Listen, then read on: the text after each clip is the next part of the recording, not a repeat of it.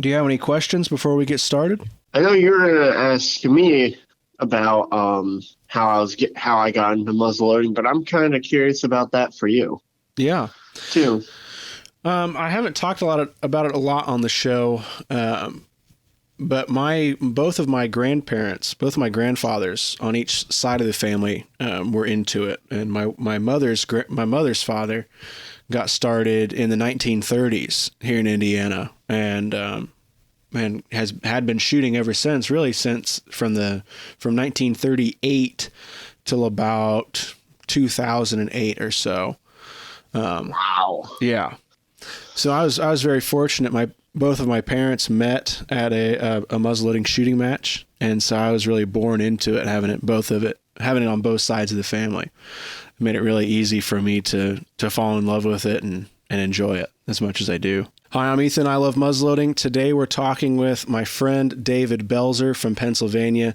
I met David online. He runs a YouTube channel called The Squirrel Tail, but he's also active in the muzzleloading community, manages a few Facebook groups related to muzzleloading, and is, I think, really active and really setting a great example for somebody getting out there and sharing their love of muzzleloading with others. So, David, thank you so much for coming on.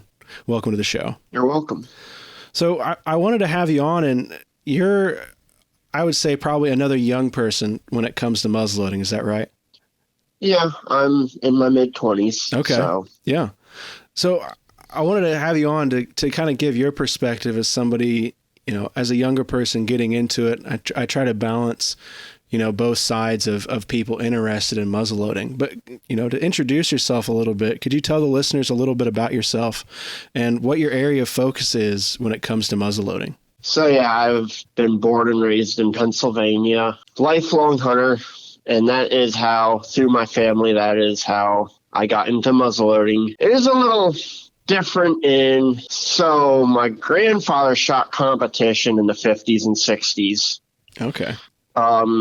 If you've heard of Charleville, it's down towards southeast PA. Mm-hmm. They have a pretty notable muzzleloading club. He used to shoot bench guns and things like that. And then he was also an active muzzleloader hunter. Now, he got out of the competitive shooting, competitively shooting muzzleloaders before I was born. Okay. So even my dad was pretty young. My dad went to a few shoots. And he also was a gun builder.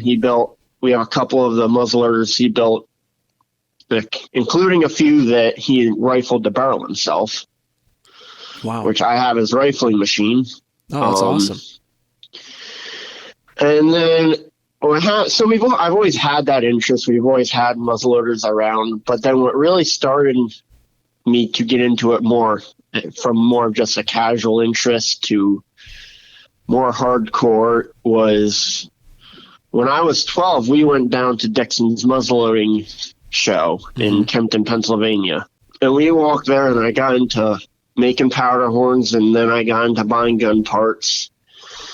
And that really, it went from from hunting to every day playing with muzzleloaders, and I got into building. Another name. Now, when I got into building, unfortunately, my grandfather was out of it so long he forgot a lot. Mm-hmm. But I was fortunate to meet a guy named Nathan McKenzie, who was a pretty notable builder, and I was fortunate that he lived only about an hour drive from me. So he actually, when it came to the building aspect, he really was able to mentor me. We built a 36 caliber together. Unfortunately, he passed away, but I did learn a lot from him. And then he showed me a lot of little tips, and that's why I'm not good at writing stuff down, but I'm like, I want to try to document them. And that was the original goal of my YouTube channel. Okay. Yeah. To document his trips. Initially, I'm like, oh, maybe I'll make money on it. But I kind of was like, no, but that's how I got into that aspect of it. And what's my focus? I like the building aspect because I'm also a machinist by trade, so that appeals to me. Yeah, definitely. I think there's been many a generation of muzzleloading enthusiasts that were machinists. It is nice because, if you want, you can start making your own stuff. And that's one thing in my grandfather's era and probably your grandfather's era, you didn't go buy a Kibler kit. Yep. It was, he actually had old original barrels. The one gun we have that he built, it was an original barrel that was shot out that he reamed out and then hand rifled. Oh, that's cool. All the parts are pre-1850 on the gun, except for the stock. Mm-hmm. And my dad actually has taken 2 or 3 deer with it. That's great. And I can really respect the craftsmanship. And the other interest, it's kind of an oddball, is I like the oddball guns. I have a Ferguson. I am building a swivel breech. I have castings for a wheel lock, which I haven't got to yet for the mechanism. But so I definitely kind of have an eye towards the oddball stuff. Well, being a machinist by trade, you can really work that stuff out. I don't know that I'd really like to build a swivel breech here at some point. But the things like the wheel lock and the Ferguson, I think I would need a lot of help to put that together. The Ferguson, I'll be honest, that was a kit. It was Rifle Shop. Oh yeah. What'd you think of that? I don't hear a lot of reviews about their kits very often. It was kind of weird. I didn't buy it from Rifle Shop. Okay. That was the story with that is another sad story, but Nate bought it. He actually bought it off Dixon's shop, muzzleloading shop. He bought the kit. Someone brought it in, and he had about 80% done. And then when he passed, his wife sold it to one of his friends, and then that friend got ill. And then he knew he couldn't work on it, and he thought that I would be the one that Nate would want to have it. So that's how I ended up. So by the time I got the kit, it was 80% finished. So I ended up finishing it, and the gun shoots good. It's good construction. Obviously, it's with our kits, it would be hard to compare a Ferguson to other kits because it's not like it's a Brown Bess where you can take 2 different kits and compare them. Right. But I would say I'm happy with the construction. It shoots good. And if you're at the range, it's definitely something that's interesting to shoot. I can imagine. And my swivel breech action, that's actually a college project. Okay. I was able to use a wire EDM machine, which is really high tech. Yeah. It uses a electrically discharged wire to cut steel. And that was a college project I did. Nice. So what did your classmates or your instructors think as you were working on this swivel breech project? That's pretty neat. Well, I was fortunate that the one instructor was a fellow muzzleloader firearms enthusiast. Okay. Now, dealing with the college policies, they are always going back and forth on guns. When I started there, they were giving. I was having trouble. I wanted to make the broach for the rifling machine, which is nothing really. It's just a tool. Yeah. They were hesitant about that, but then when I left, people had AR loaders on the machines. But I was fortunate to have a instructor there. I never actually had him in class, but he was in the machine shop, and he was very interested in that. And a lot of the parts I made 2 of them for him to have one too. I don't think he's worked on his too much, but it was an interesting thing because a lot of my friends at college, they were more into the modern guns, so they were interested, and that's kind of one thing I think it's good to do is to make sure we talk to, you have the firearms community, Mm-hmm. and then you have the muzzleloading community. We share a lot in common together. Oh yeah.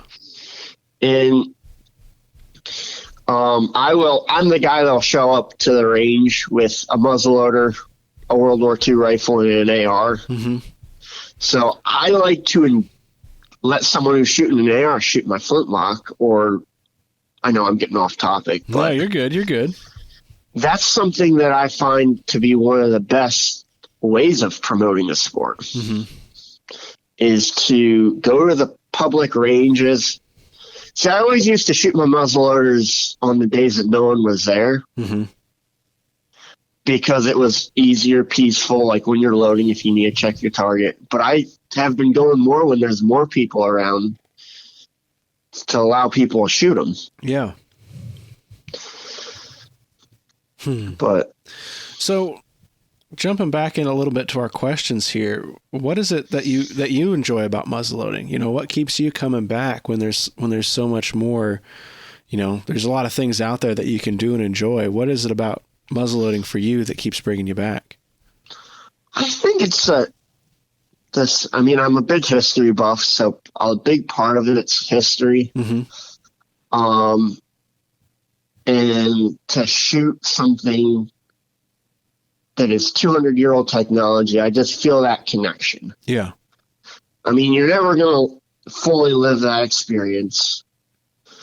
But, to be hunting in the woods, and especially being in Pennsylvania, it's like, okay, these are the rifles that were used when they settled that. I mean, it would be the same for Indiana for you. Mm-hmm. And to be in the woods with a Pennsylvania long rifle, there's just something about it. So is that I've talked to a few folks from Pennsylvania, but is that a big part of the culture there, for hunting and outdoorsmen? And, can you talk a little bit about what muzzleloading is like in Pennsylvania? Are there a lot of like clubs or gun shows, or is it, more just focused on the hunting aspect of it? Because Pennsylvania has the famous Flintlock only hunting season that everybody seems to enjoy. Yeah, I mean, it's definitely, there's quite a few clubs around. There's one really close to me that has a long waiting list to get into, and I haven't actually got into it yet. Oh, wow. I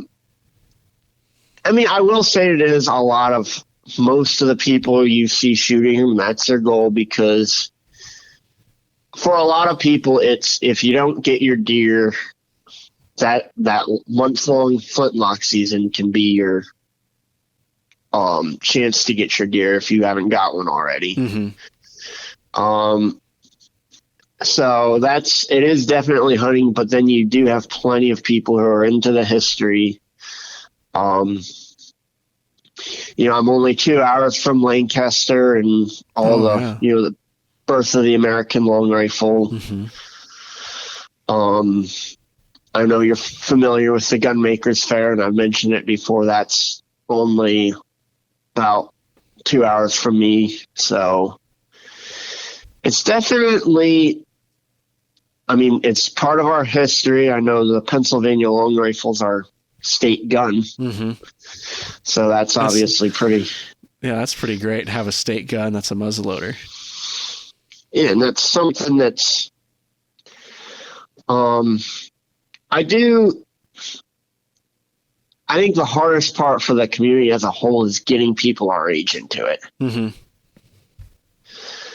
And that's why, like, every once in a while, because we all shooting sports around here, I don't think you could live you'd struggle to live in a better area than I am right now for the shooting sports. But it's trying to actually get people with the muzzleloaders out there. Yeah.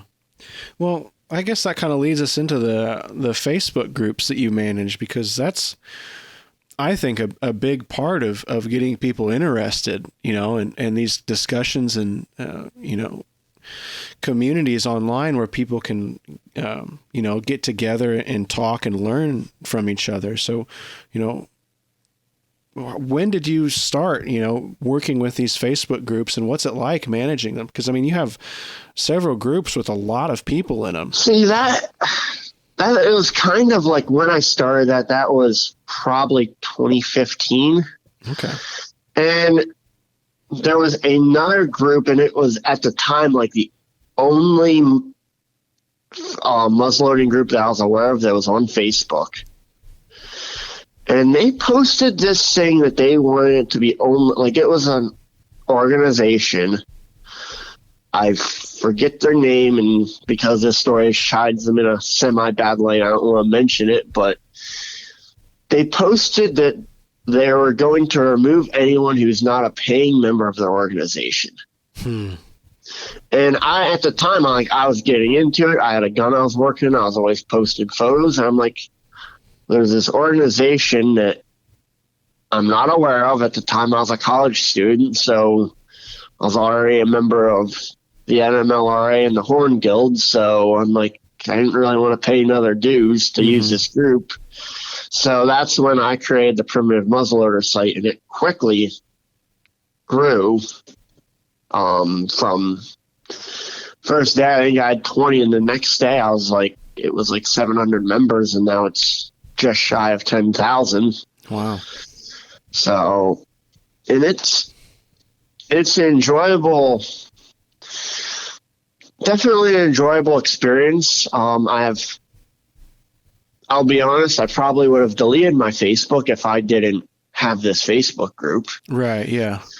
Because I'll be honest, I don't like computers.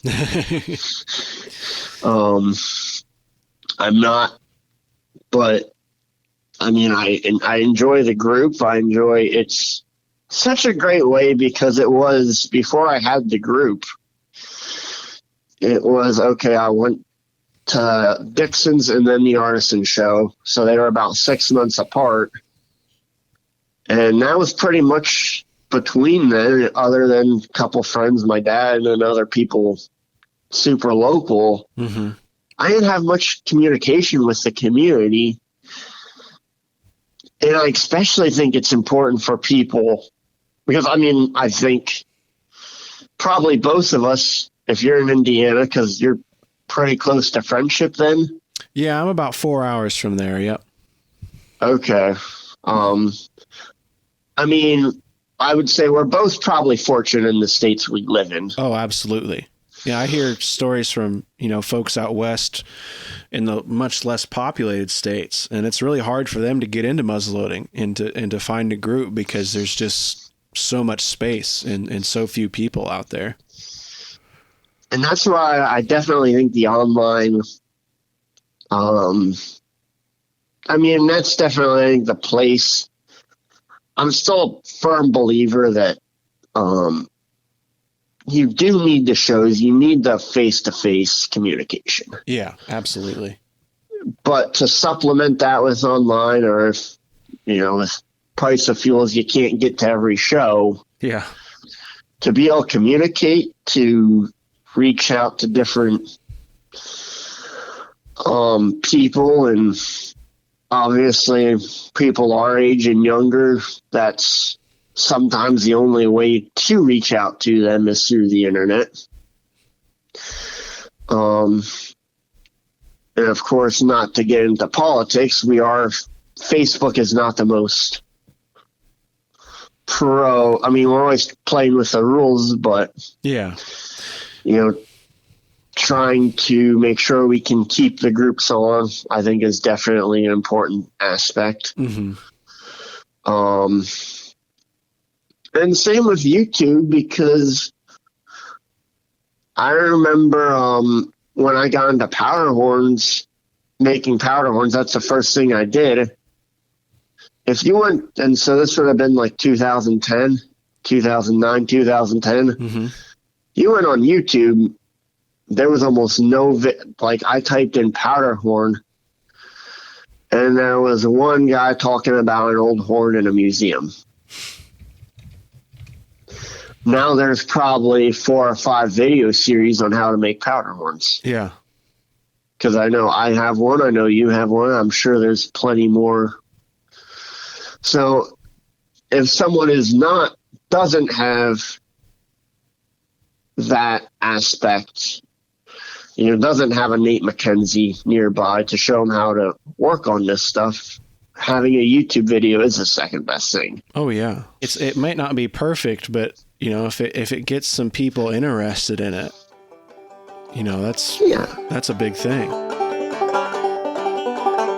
This podcast is brought to you by ThorBullets. ThorBullets are a premium full-bore muzzleloader bullet designed specifically for modern inline rifles. ThorBullets do not require plastic sabots or belts to be fired, meaning less cleaning for you between shots.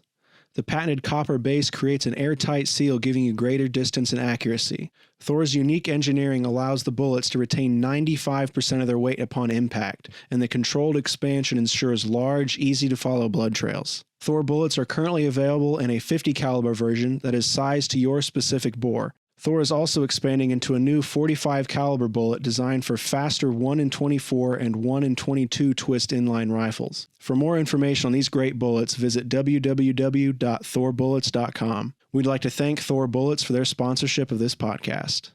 This podcast is brought to you by Muzzleloader Magazine, the publication for traditional black powder shooters. Since 1974, Muzzleloader has been the leading magazine devoted to traditional black powder hunting and shooting. Each issue is jam-packed with articles on hunting, shooting, gunsmithing, do-it-yourself projects, living history, American history, book and product reviews, and much, much more. Muzzleloader Magazine is the best traditional muzzleloading magazine, bar none. I'd like to thank Jason at Muzzleloader Magazine for his continued support of I Love Muzzleloading and the I Love Muzzleloading podcast. I don't care what you're into. If you're interested in muzzleloading, this is the kind of magazine I think you need to check out. I've been a fan of Muzzleloader Magazine even before the sponsorship. I've always been impressed with what Jason has been able to put out with Muzzleloader Magazine, and it really means a lot for him to be supporting I Love Muzzleloading and our efforts over here. Thank you, Muzzleloader Magazine, for your support. And see, the first muzzleloader I built was built from a book. And then I showed it to Nate, and he was like, I think I can help you improve this. Yeah. So maybe, because that can also be nervous trying to ask someone to help you too. Yeah. So that's the other thing, and maybe you get started and then you find the guy to apprentice. Just the more quality information that's out there, the better. Yeah. So you've been, really watching and being a part of the community online for quite a while now. Have you seen an uptick of interest in muzzleloading, do you think, in your group and then across the other communities that you're involved in? Yeah, I would say there's definitely an increase. To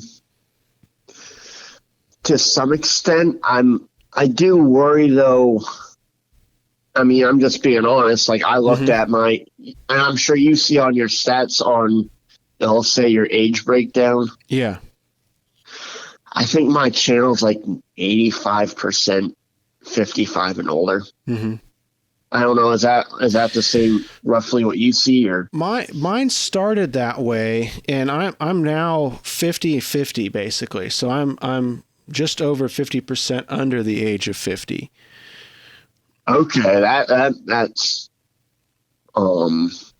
that's good. Yeah.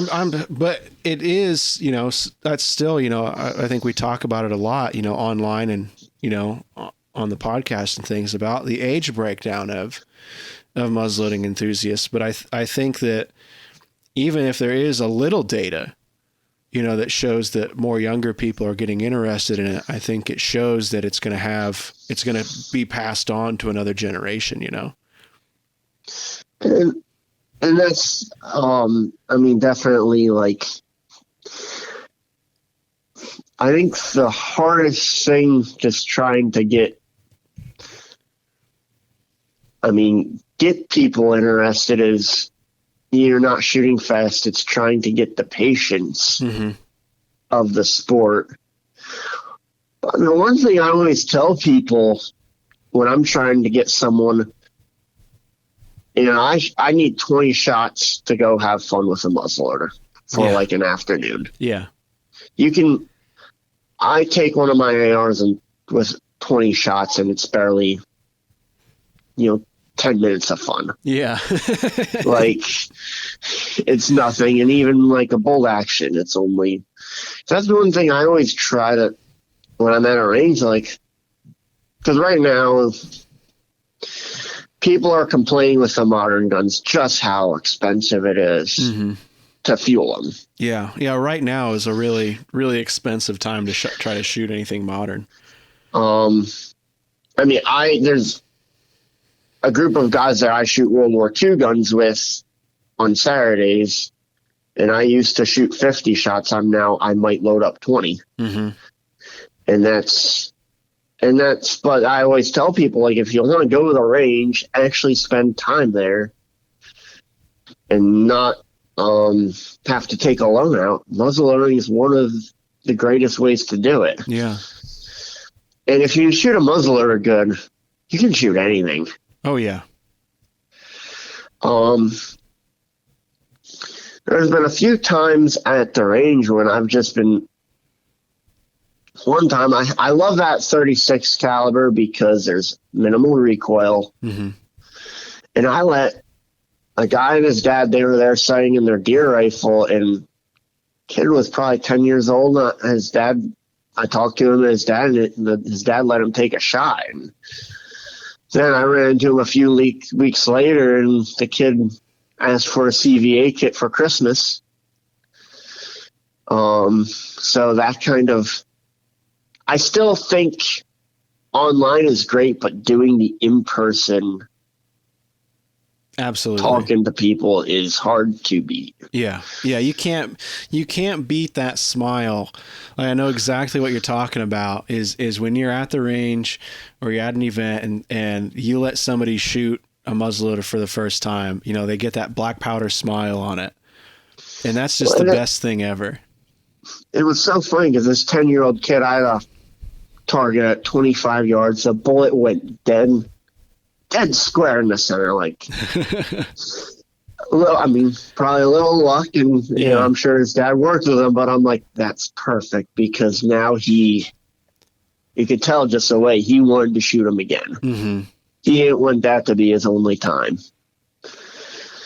And the Ferguson, that's another great one I love taking to the public range because even if someone has shot a Flintlock before, they see that and it's just, what's this? Yeah. And I think the swivel breech might be the same way. And if I ever build that wheel lock. Yeah, that's the kind of stuff. Everybody kind of has in their head, what a muzzleloader is. And those really unique pieces can really set somebody's experience apart, especially if it's their, first or, one of their very early exposures to it. And on the same token, one thing I do worry about is I've seen people with like 70s kit guns. Mm-hmm.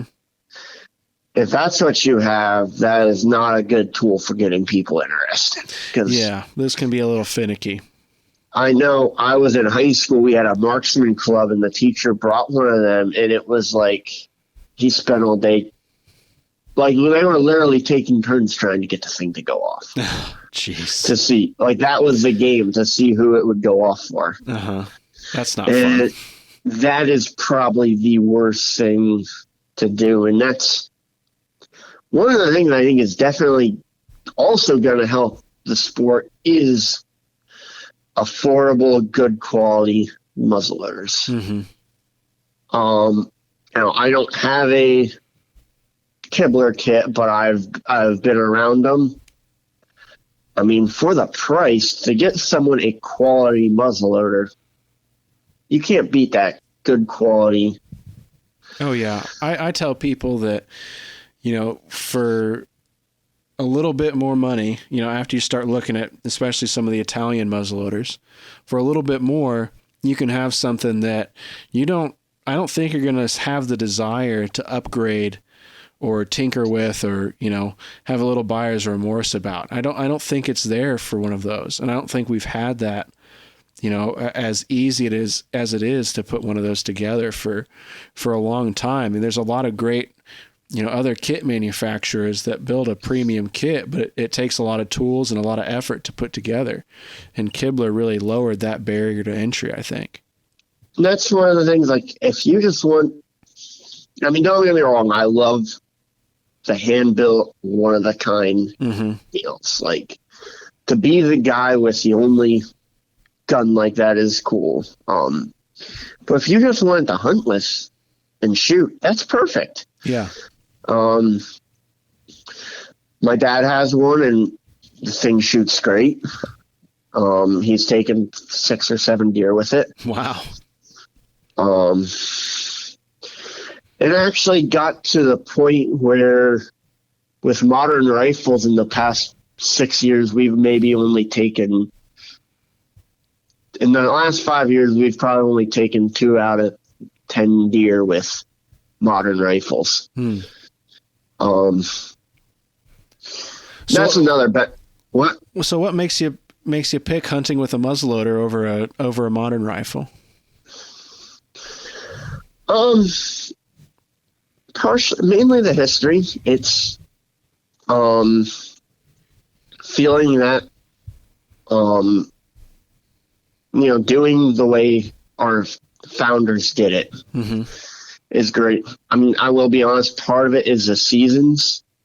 In Pennsylvania, you have the Flintlock season. You also have an early muzzleloader season, which that's open to everything, but we always hunt with it with Flintlocks. And I mean, that's normally the season we get our deer. I mean, I'll be honest, I hunt and shoot with modern guns too. But there's just a thing about, especially when you build. Yeah. If you have a gun you build, you cast the ball, you almost did everything in the process. I mean, I've taken one with a Flintlock, one deer. My dad's taken a pile of them.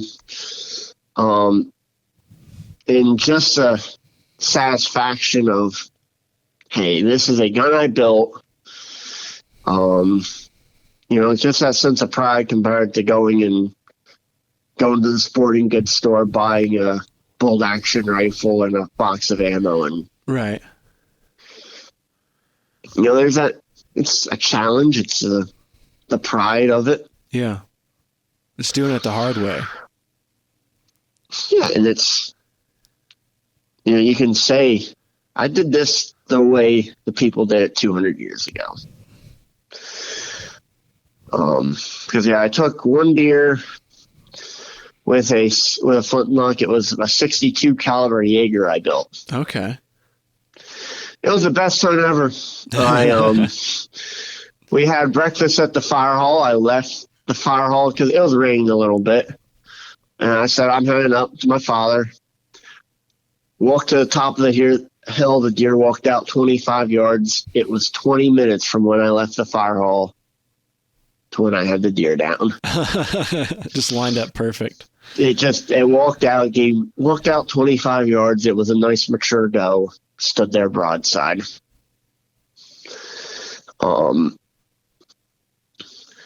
That's, you know, it's a fun thing, and I love shooting them. I love building them. I mean, there's a couple when I have a little more time, a couple more oddball ones I want to do. Are you familiar with a Lorenza? Yes. That is one of my projects. At some point I want to try one. Awesome. The wheel lock, I mean, I know the demand's low, but I do wish that there was better access to parts for them. Yeah. I don't know if you've looked into getting one at all, or if you have one. No, I'd like to have some of those older, you know, ignition system muzzleloaders, but yeah, it's just hard to get a hold of one. You know, there's those guys over in Europe that seem to be building modern reproductions, but it's difficult to get here in the States. The company, and I won't say their name, they took me 3 years to get the parts, and half the parts were not usable. So that's where I'm at, and that's gonna be a project. Yeah. Later down, but that's something that a lot of people aren't even aware of them. Mm-hmm. And that's another great aspect of YouTube is being able to inform people. I know you've had a couple original wheel locks on your channel, mm-hmm. and I've really enjoyed looking at them. Well, thank you. Because you don't see that kind of stuff seldom at all. Yeah, that stuff's pretty rare. But it's so just, to me, from being a machinist, the mechanics of it. Yeah. Like if you look, like even with the Ferguson, you look at the threads. Yeah. Because we've actually discussed it with different modern machinists trying to do those threads on modern equipment is very, very difficult. Yeah. Like we would have to make specialty fixtures to do it and order specialty cutters. Mm-hmm. And they were doing it by hand. Yeah, they used a little rifling machine. Yeah. And and then the history being the first breech loader to be used in combat. So I hope I'm not getting off topic too much. No, you're good. You're good. That's what I like about doing these and just chatting with people and hearing what they have to say and what they enjoy about it. I think we've really kind of gone through a lot of the questions here. Is there anything else that you'd like to talk about? I always try to give the guests too, a chance to, tell people where they can find you. It's a chance for you to talk about your Facebook group and your YouTube channel too. And hopefully we can send some folks your way. Okay, well, my Facebook group is Primitive Muzzleloaders, just shy of 10,000 members, and then my YouTube channel is The Squirrel Tail. I will be honest, the video editing aspect is not my expertise, so I do apologize in advance. You're not getting top tier. Oh, you don't need to. Your videos are fine, man. You don't need to apologize. Come on now. I do my best. But I have a GoPro and a laptop. So you mind if I ask you a few questions, or would that be? Yeah, go for it, man. What made you decide to start a YouTube channel? I've always enjoyed, YouTube. I remember finding it in the early 2000s, like on dial-up and like pausing the videos to let them buffer, really early days of YouTube. And pausing, waiting 15 minutes, go out. Take the dog out, whatever. Yeah, and coming back in and hoping that it was buffered a little longer. And I've always I think I grew up in a really, the right time. And I've always been interested in it, just as a means for people to share things. And I, at the time, did a lot of little stop motion animations with my cameras and my Legos, and doing a bunch of things. That's cool. And went on to go to school and studied animation and storytelling, and YouTube was always kind of a part of that, as a means for somebody to independently publish stuff that other people could see. And, kind of as I got older and my grandparents, began to pass away, and I kind of reconnected with muzzleloading with that, and hearing them talk about their experiences. And by that time, there's been a ton of people on YouTube doing muzzleloading stuff. And to me, it just kind of clicked, this is something I could enjoy doing and have fun with. And that's really where it got started. Yeah, it is almost perfect for you because it's almost combining your two hobbies. Yes. Yeah.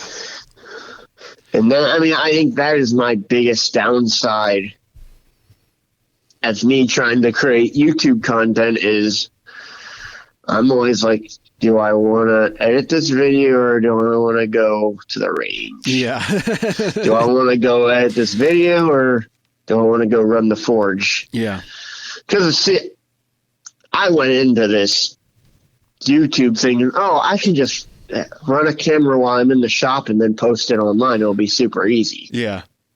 Then I had then me and my friend were sitting down for 2 hours or several hours to edit a 5-minute video. And I'm like, well, this is a lot. Yeah. Because if you actually look at my release, there was a huge gap. Mm-hmm. I mean, it is definitely a huge benefit, because it used to be you had to either have a whole collection of books or you had to know the right people, access to museums. Yeah. And that's how I look at it. Is I'm not, the stuff that you find in books and the stuff you find in museums, I mean, that's like proper stuff. I mean, that's as good as it gets. And I don't ever claim, and I know you don't either, to be that level of it. I see more of what I do as kind of that introductory sense that, somebody bumping around on YouTube can come across this stuff, and it might lead them down the road of then, going to museums, finding a local club, or, investing in their own little library of books to start learning. But it's hard to beat, the freeness of YouTube and being online to be that initial primer for folks. Do you want to if you're just starting to develop an interest, do you want to go buy a $70 book, or you want to go do a quick Google search and find a channel? Yeah. Yeah. And that's what I think is one of the great aspects of, because I mean, the worlds are in some aspects so opposite from each other. You have, because that was one thing I used to do younger, is my first couple guns I built without power tools. Mm-hmm. And that's like, you do have, but it's like combining the two worlds can be such a wonderful thing. Yeah, absolutely. And that's why when I kind of seen you posting, I'm like, okay, we have another young person. Well, I was glad I was able to come on. Yeah, well, I'm happy to have you, David. It's been a lot of fun talking with you and catching up. I mean, I think this is probably the first time we've talked, not through messages, but, or comments and things, but it's always nice to catch up with you. I mean, I think one of the biggest things with the community is we have to stick together. Mm-hmm. Absolutely. I'd like to thank David for coming onto the show and talking with us about his passion for muzzleloading. We'll have links to his YouTube channel and the Facebook groups that he's involved in the show notes down below, as well as in the video description for this episode. It's been a busy spring for us here at I Love Muzzleloading. I've got a few projects, a few irons in the fire, I guess you could say, as we head towards kind of the active muzzleloading season, as events and competition starts to pick up before the fall hunting seasons. We've been publishing regularly on the I Love Muzzleloading YouTube channel and on the blog on the website. I have a few episodes in the queue here for the podcast as we head into late May and June. Some really neat folks I think you're going to be excited to hear from. Some interesting stories and topics that many of you have requested over the last few weeks. I wanted to mention I've received quite a few requests or comments about the I Love Muzzleloading hats that I wear in our videos and at events and things. I had a few of those hats made up, and those are available now for purchase at ilovemuzzleloading.com. Absolutely no pressure at all. I just wanted to make some available for you out there if you're interested in a hat that shows people that you love muzzleloading. As the episode wraps up here, I wanted to give a quick shout out to reenactingschedule.org. This is not a sponsored shout out in any way. It's just a project that's put on by Frank Jarbeau, a good friend here in the living history and muzzleloading community. He's working really hard to organize a reenacting calendar for reenactors and living historians all across the world, the United States, and all across a bunch of different eras of reenacting. So if you're interested in, portrayal of living history related to muzzleloaders, you really need to check out this website. It's got a calendar for the entire year and even into next year for all over no matter where you're at location wise, you can submit your event and have it published on the website and attract some more people, both attendees, general public, as well as demonstrators and historians.